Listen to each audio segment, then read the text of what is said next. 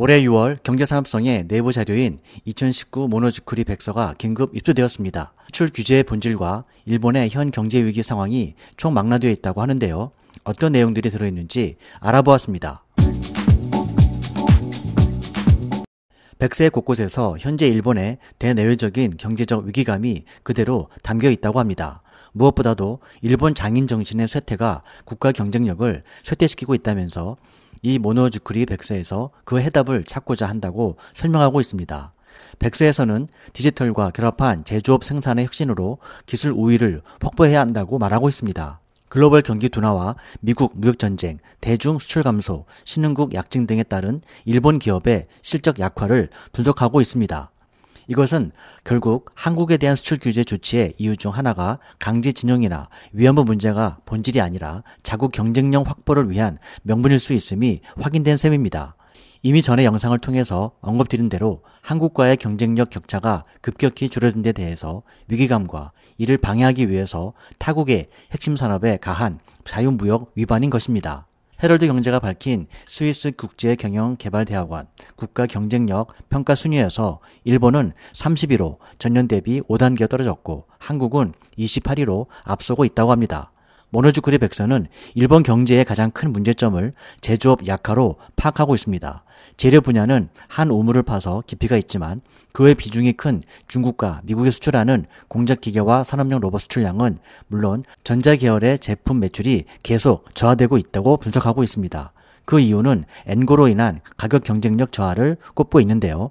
특히 그나마 일본 경제를 유지해준 중국 시장이 위축되고 있고 후발국인 한국의 약진에 엔고까지 겹쳐 수출에 큰 타격을 입었고 미중 무역전쟁으로 대표되는 보호무역주의가 엔고를 부추겨 점차 부담이 가중되고 있다고 분석하고 있습니다. 일본은 신흥국들의 약진에 대해서 고용 불안이 지속되고 실질 소득이 감소하고 소비도 극도로 위축된 상태라는 것입니다. 이 와중에 아베 정부는 10월 1일부터 소비세를 8%에서 10%로 인상한다니 소비는 더 위축될 전망입니다. 일본은 그동안 버블 붕괴, 리먼 사태 등의 경제적인 어려움을 벼태온 힘은 모노즈쿠리에 있다고 평가합니다. 이는 일본의 높은 품질성, 근면성, 저축성과 밀접합니다. 이런 점은 세계 투자가들이 한국, 일본, 북한의 가능성을 높이 보는 이유 중 하나이기도 한데요. 모노즈쿠리란 물건을 만들다 라는 뜻으로 일본은 각종 경제 위기 때마다 기술에 더욱 매진함으로써 답을 찾아왔고 주조, 열처리, 용접, 도장 등 26개 전통 제조업을 비롯해서 2006년에는 중소기업 모노즈쿠리 기술 고도화 법률을 제정해서 품목을 확대해 오고 있다고 합니다. 그러나 2000년대 들어서면서 핵심 능력을 가진 단카이 세대, 즉 1947년에서 49년도생 들을 이야기하는데요. 그들이 산업 현장에서 물러나면서 이들의 기술력이 전수되지 못하고 중소기업의 일손이 부족해지고 그대로 고령화가 급진전되는 상황에 놓여서 중소기업의 94%가 문제가 발생하게 되면서 경쟁력이 악화되는 문제로 연결됐다는 설명입니다. 이에 대해서 모노즈쿠리 백서에서는 위기의 해법으로 사물 인터넷이 결합된 제조 혁신 등 첨단화된 모노즈쿠리를 강조하면서 제조 공정 비용, 제조 공정 데이터 활용, 소재 공정별 입지 전략 심화 등을 핵심 대응 방안으로 제시하고 있습니다. 또한 중국, 미국, 독일 기업들에 비해서 제품 기획력, 마케팅 능력의 부족을 지적하고 제품 생산 간소화, 자동화 부분의 열세를 해결하기 위해서는 사물 인터넷을 결합한 제조 등 생산 방식의 디지털화를 재차 강조하고 있다는 것입니다. 일본의 경제산업성이 만든 400쪽의 모노즈쿠리 백서는 일반적인 산업백서가 아닌 일본 정부가 현 경제 위기와 미래 전략의 해법을 정리해 놓은 성격이라는 점에서 참고할 만한 내용이 아닌가 싶습니다.